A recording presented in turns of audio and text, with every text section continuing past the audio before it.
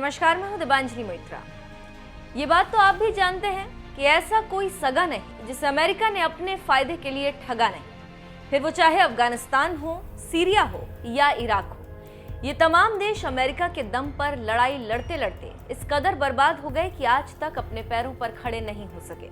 और अब कुछ ऐसे ही हालात यूक्रेन में भी हो रहे, जहां रूस जबरदस्त सैन्य कार्रवाई कर रहा है, लेकिन इसके बावजूद जिस अमेरिका के दम पर यूक्रेन कूद रहा था, उसी अमेरिका ने बोल दिया कि हम अपनी सेना यूक्रेन नहीं भेजेंगे। शायद अमेरिका के इसी दोहरे रवैये की वजह से भारत ने पर्दे के पीछे से रूस का साथ देने का रास्ता चुना, जो दशकों से हर मुश्किल वक्त में हमेशा भारत के साथ खड़ा रहा। लेकिन मोदी के इसी फैसले की वजह से अमेरिका बुरी तरह से बौखला गया।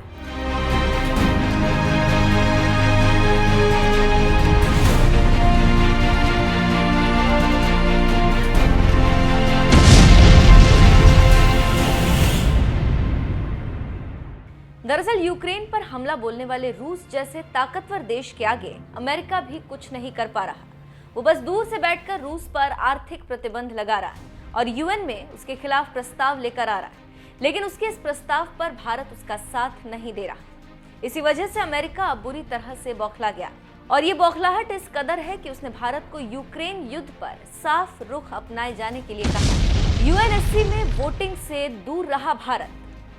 अमेरिका की ओर से रूस के खिलाफ शुक्रवार को यूनाइटेड नेशन सिक्योरिटी काउंसिल यानी यूएनएससी में निंदा प्रस्ताव लाया गया था, लेकिन इस निंदा प्रस्ताव के समर्थन या विरोध में वोटिंग करने के बजाय भारत ने यूएनएससी ने भारत के इस तटस्थ रुख की तारीफ करते हुए कहा था कि यूक्रेन मसले को लेकर भारत ने जिस तरह का निष्पक्ष और संतुलित रुख दिखाया, हम उसकी तारीफ करते हैं।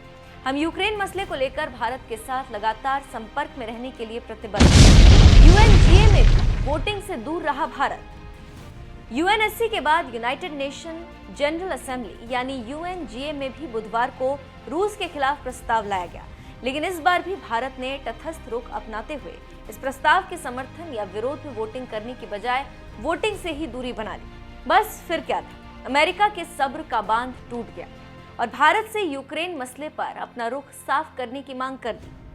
अमेरिकी सहायक राज्य सचिव डोनाल्ड लू ने कहा, भारत ने राजनयिक समाधान की दिशा में काम करने में भागीदार बनने के लिए किसी भी पक्ष का साथ नहीं लेने का रुख बनाए रखा हुआ। हालांकि भारत को अपनी स्थिति स्पष्ट करने के लिए दो चीजों पर ध्यान देना है कि वो इस संघर्ष के समाधान में भागीदारी को टेबल पर ही छोड़ना चाहता है। दूसरी बात जिस पर वो जोर देते हैं वो ये है कि ये भारत के अभी भी कई छात्र यूक्रेन में फंसे और वे उनकी सुरक्षा के लिए यूक्रेन और रूस दोनों सरकारों के साथ काम करने की कोशिश कर रहे हैं। हमने उन्हें दोनों देशों से बातचीत करते देखा है। दुर्भाग्य से वे अभी तक प्रभावी नहीं हुए।